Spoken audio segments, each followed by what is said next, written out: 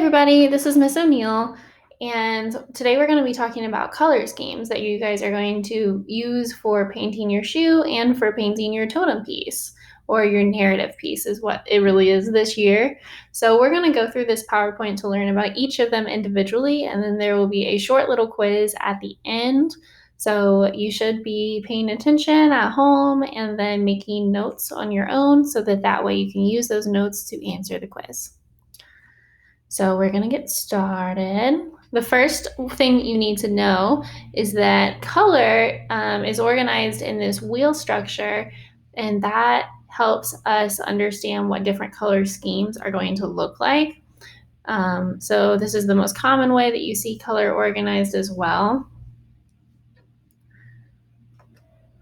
And then there are 6 different schemes that we mostly talk about when we talk about color schemes, and that is the grouping of certain colors. And here they are. The first one on the list is monochromatic. This is one that y'all might be a little bit more familiar with because it is a little bit more of a common one to hear about or use in day-to-day life. So if someone dresses very monochromatic, they wear all the same color. And that is what monochromatic means. It's all the tints and shades of a single hue. So for example, here you can see like we're looking at green. So if you were to use monochromatic green in an artwork, it would be all of the tints. So with white and shades with green together. The next thing that we have here is going to be these artworks. So these are actually sculptures that have been made with moss. And the moss is compacted down onto the individual pieces of the sculpture and is kind of fixed in that spot to be like a textural element as well as to bring the color that we see to it. So when you look at it, you can see that very intense green, but also the tints and the shades made by the highlights in the actual lighting, causing areas to look like a lighter tint of green. And then you can also see the shades. So where there's shadows casted in the sculpture, it look like a darker shade of green. So this would be a monochromatic sculpture. The next one on our list is going to be analogous. Analogous colors are the 3 colors that are going to be right next to each other on the color wheel.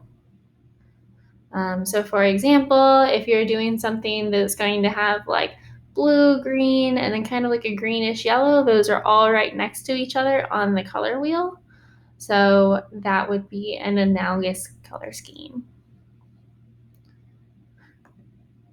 So here, this is an example of a 3D modeling piece that has all of that, where it's got that more like yellow green at the top all the way down to blue, and the way that it kind of feels like it fades from one color to another.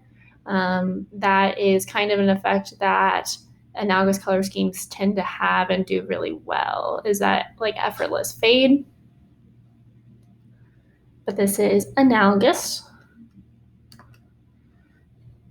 Complementary colors is one that I feel like is really popular in sports team. So when you think about different sports teams and the colors that they choose, you can often think about how they usually are trying to stand out on the field or look really bright. So they use complementary colors. The colors that are complementary are 2 colors that are across from each other on the color wheel. So again, sticking to using the color wheel to understand how the relationships work between colors. For an example of this, if you were looking at this pairing here of the orange and the blue, you know that that is going to be a couple different teams. You could think of the Bears, or a couple other ones as well, like Auburn is those colors, Auburn football. And then when you think of these two, what I immediately see for yellow and purple is going to be the Lakers. And then there are a couple sports teams that are green and red, but what I think most often when I see these 2 complementary colors is definitely just going to be the fact that it's Christmas. colors, which is known for being like flashy and bright, and so are complementary colors. The reason you would use complementary colors is because each of the two colors become brighter when they're next to each other, or at least feel like they are.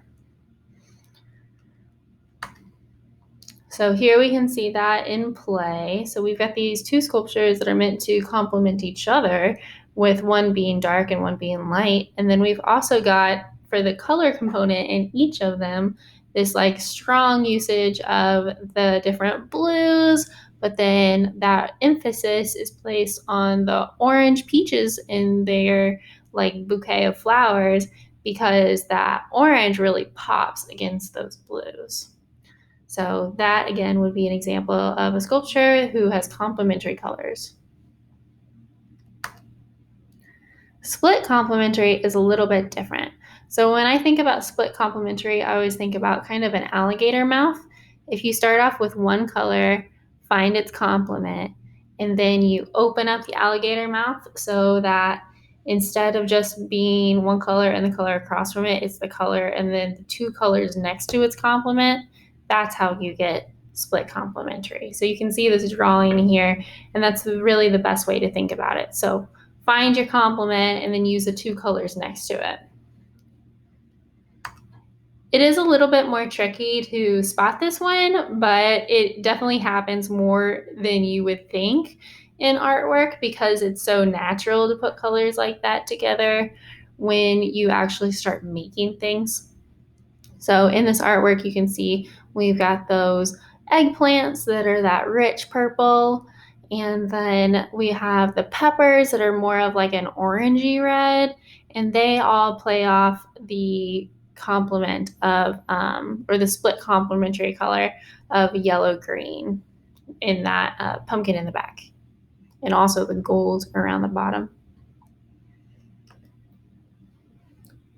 Double complementary colors always has to be a perfect cross between complements. So you have your original complementary colors, and then the perfect perpendicular cross, whatever colors those are, would be the double complementary colors. So it is two sets and has to make that perfect cross. This in action does happen quite a lot as well, because it's really easy to kind of make these pairings, I suppose, because it is more colors than just like two complementary colors. You can use all four and they tend to work well together. So in this artwork, you've kind of got that yellow to like yellow orange that plays off of that blue purple sort of look to it. And then you've also got in here this like blue green or teal that is accented like up here by his top part of his robe, that's accented by that orangey red. So all of that goes together to really make this artwork pop. Here's another view of that. So this is a like arrangement of different butterfly wings actually. And in this artwork, we can see these like lots of purples, and those purples are being complemented by yellow. And then you've also got these bright reds and oranges, and those are being complemented by the blue and blue greens in this one. So I put up another detail of another artwork as well, just so you could see more of what those butterfly wings look like. But this one in the center is really the best at showing the individual colors that are complementing each other. And then the last one I think on this list is going to be triadic. So triadic is usually the easiest one to remember, just because of the fact that it is going to make a triangle, and triadic sounds like tri. Tri meaning three. So this is going to be three colors that are equally spaced around the color wheel. So when you think of the primary colors, those are equally spaced around the color wheel. So that can definitely be a triadic color scheme, but it can also be any other color and the color that is going to be, or the two other colors that are equally spaced. So making that equilateral triangle. Here, for example, we have something similar to that. So you've got that like bright red and then yellow and blue. So we're hitting all of our primaries with this sculpture. The sculpture is actually feathers, and all around it are going to be the individual like colors that are like put together for us to see the actual thing. So, what color schemes did they use in these artworks? This is where we're going to switch over to the more Edpuzzle focused part. So I'm going to go to each slide and give you just enough time to answer the questions.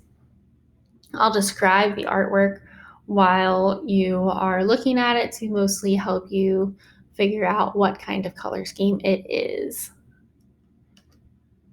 So this first one here, we have an arrangement of these little geckos that are a miniature sculpture.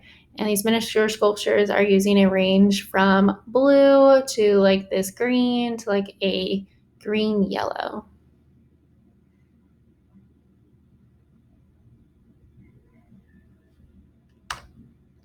The next sculpture we have here is going to be a kind of knitted or like chain link plastic sculpture that is gathered together for us to get the full impact of it. You can see that there's definitely a strong usage of red and blue and yellow.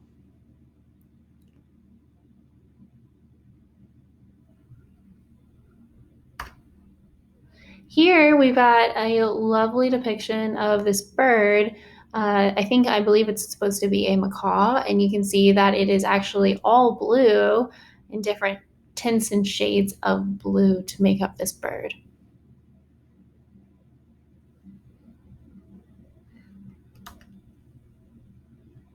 Here we've got a lemon, and on this lemon, not only do we have some greeny bits, but we've also got hints of red in there that are really playing off of those other two colors.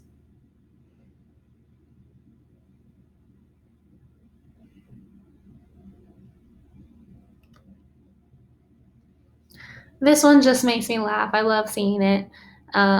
This is a scooter, like a little motorized scooter, and the main colors that you're going to be seeing in here are that strong red in the front and then this softer green in the back. Okay, so hopefully that all went well for you. This just last little piece is going to be another artwork that I'm not going to quiz you over, but this one is, as you can see, all the same color, but it's not really a strong color. In fact, you would actually call this neutrals. So this is kind of a trick. There is artworks, or there are artworks that are not going to fit in those color schemes because they're made up of other things, like this one. It is made up of all neutrals. All right, thank you guys so much for watching this video, and I'm sure you did absolutely fantastic. See you guys soon.